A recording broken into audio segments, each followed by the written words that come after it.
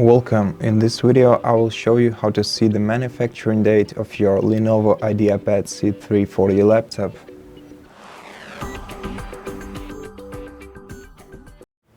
So to see the manufacturing date, let's first close our laptop, then see the back side of it, and right here you will be able to see the MFG date, which stands for manufacturing date. And for me it's 200403.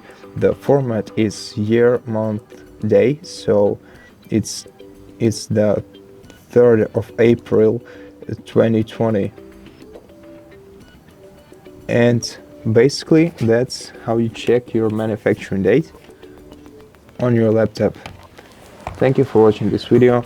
If you liked it, consider subscribing to our channel, leave us a like and a comment below.